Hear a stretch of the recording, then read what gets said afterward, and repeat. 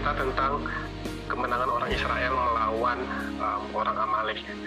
Dan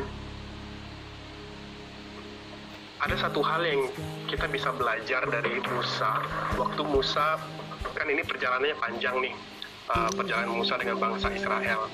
Setiap Musa mengalami kesulitan, ada satu hal yang Musa lakukan, yaitu Musa selalu berkomunikasi dengan Tuhan. Jadi teman-teman, perikop yang kita baca dari pasal 8 sampai 16 ini tidak berdiri sendiri. Namun ini berkaitan dengan perikop sebelumnya, yaitu pasal 17 ayat 1 sampai ayat 7. Teman-teman bisa lihat di ayat 4, sebelum perang ini terjadi, bangsa Israel itu mengeluh kepada Musa karena di tempat kita berhenti ini tidak ada air katanya. Lalu bagaimana, apakah kita mati di sini? Percuma saja kita dibebaskan dari tanah Mesir kalau toh akhirnya di sini kita mati kehausan. Waktu itu Musa sangat galau sekali, lalu dia bicara kepada Tuhan. Dia mengeluarkan keluh kesahnya kepada Tuhan. Dia tanya, what's next kepada Tuhan. Jadi poin pertama yang kita belajar dari Musa adalah Musa selalu menjaga komunikasinya dengan Tuhan. Lalu poin kedua yang sangat menarik bagi saya adalah teman-teman bisa lihat pasal 6 ayat 6, pasal 17 ayat 6. Di situ Musa berkata, berperanglah kepada Yosua, kamu berperang tapi aku akan ke bukit. Di atas bukit aku akan memegang, apa katanya, tongkat. Kalau tongkat itu dinaikkan ke atas, Israel yang menang. Tapi kalau diposisikan ke bawah, maka Amalek yang menang. Nah, jadi teman-teman, waktu Musa memenangkan bangsa Israel, tongkat ini memegang peranan yang sangat penting. Saya tertarik dengan tongkat ini. Kenapa muncul di perikop yang kita baca? Sebenarnya teman-teman, kata tongkat ini sangat akrab sekali dengan tokoh Musa. Kita bisa lihat waktu Musa membelah Laut Merah atau Laut Teberau di Keluaran pasal 14 ayat 16. Di situ Tuhan berkata kepada Musa, kamu ulurkan tongkatmu itu ke arah laut, maka laut akan terbelah dua. Tidak hanya di situ saja, waktu itu Musa juga merubah air menjadi darah di sungai Nil pada waktu itu, dan Tuhan berkata, kamu pukulkan tongkat ini ke air, maka air itu akan berubah menjadi darah. Nah teman-teman, gimana sih asal mula tongkat ini? Kalau kita flashback lagi, tarik ke belakang, di Keluaran pasal 4 ayat 2 sampai 5, di sanalah pertama kali tongkat ini kemudian Musa katakan tongkat Allah. Jadi waktu Allah menampakkan diri kepada Musa dan berbicara kepada Musa, Musa mengatakan, saya ini masih muda, nggak akan ada yang percaya kalau saya sudah bertemu dengan Allah. Terus Tuhan berkata kepada dia, apa yang ada di tanganmu? Terus kata Musa, ada tongkat. Lalu kata Tuhan, lemparkanlah itu. Waktu Musa melemparkan, tongkat itu kemudian berubah menjadi ular. Waktu itu menjadi ular, Musa sangat takut sekali. Musa mundur, lalu kata Tuhan, jangan takut, kamu sentuh tongkatnya. Perintah Tuhan sangat detail sekali. Tuhan tidak mengatakan sentuh bagian apa saja, tapi Tuhan katakan sentuh bagian ekor ular itu. Ketika Musa sentuh, ular itu kembali menjadi tongkat. Dari situlah tongkat itu terus menjadi media, menjadi alat, menjadi simbol dari penyertaan Tuhan dalam perjalanan bangsa Israel bersama dengan Musa. Jadi teman-teman, saya selalu bertanya, kenapa tongkat ini ada, apa yang ingin Tuhan sampaikan lewat kehadiran tongkat ini di perjalanan panjang Musa untuk memimpin bangsa Israel. Dan saya rasa tongkat ini menjadi simbol panggilan dan penugasan dari Tuhan kepada Musa. Tapi teman-teman, penugasan atau mandat dari Tuhan kepada Musa ini tidak bisa dipakai seenak-enaknya Musa, semau-mau-guenya Musa. Karena ingat, baik di Sungai Nil, di Laut Teberau, atau melawan bangsa Amalek yang tadi kita baca, atau tadi pertama kali tongkat itu berubah menjadi ular, semuanya dilakukan sesuai dengan instruksi Tuhan yang sangat detail sekali.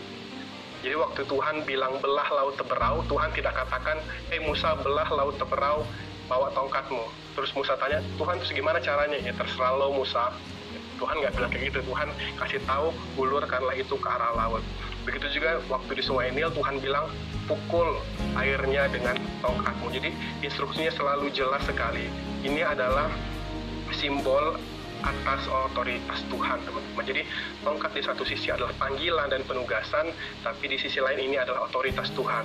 Otoritas Tuhan artinya tongkat ini tidak bisa dipakai seenak Musa sendiri karena dia sudah mendapatkannya dari Tuhan, tapi harus sesuai dengan perintah, harus sesuai dengan instruksi Tuhan sendiri.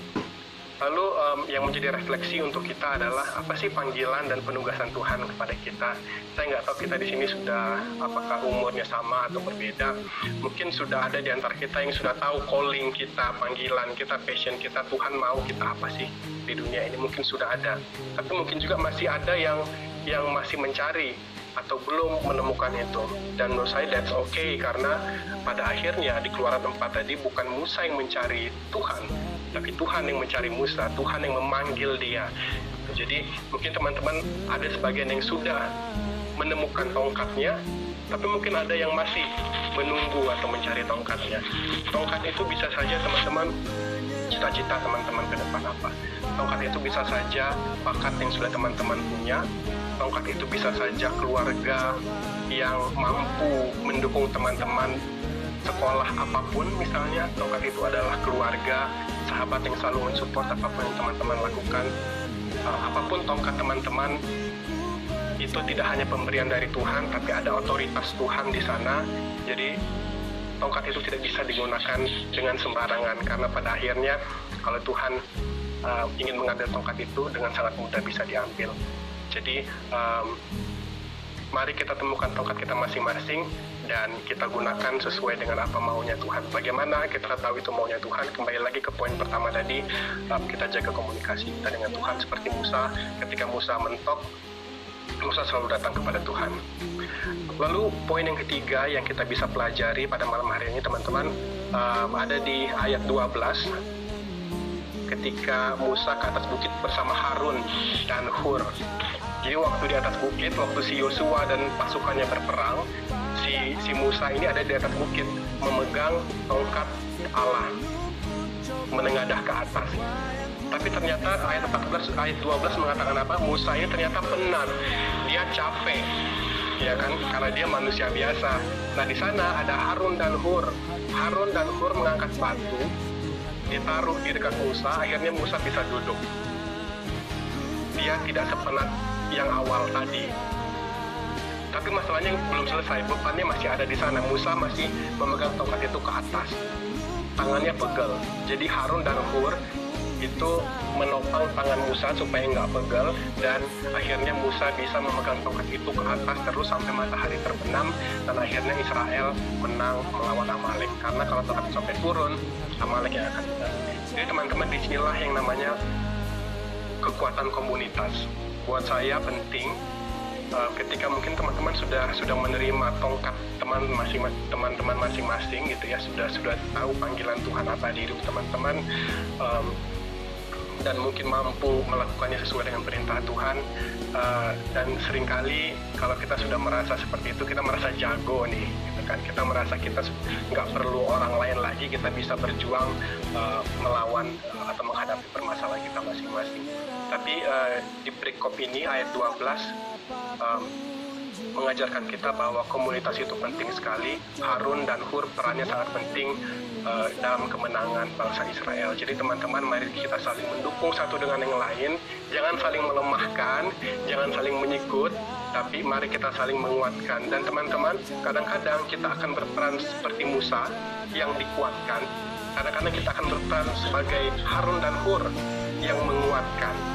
Kita tidak akan pernah jadi Musa selamanya atau jadi Harun dan Hur selamanya. Jadi peran ini akan selalu bergantian kita mainkan dalam kehidupan kita. Lalu kalau kita kaitkan ini dengan tema yang dititipkan ke saya sebenarnya tentang semangat dan pantang menyerah.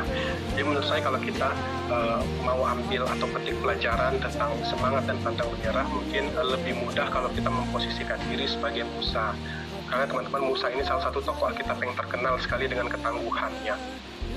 Musa ini tangguh sekali. Bayangkan teman-teman, dia ini pemimpin yang memimpin bangsa Israel keluar dari tanah Mesir. Dan kita tahu sendiri bangsa Israel ini bukan orang yang gampang diatur. Mereka ini bebal, mereka ini suka mengeluh, mereka ini tidak mampu bersyukur, ya susah sekali diatur. Tapi Musa tidak pernah menyerah untuk menjalankan apa yang sudah diperintahkan Tuhan kepada dirinya. Jadi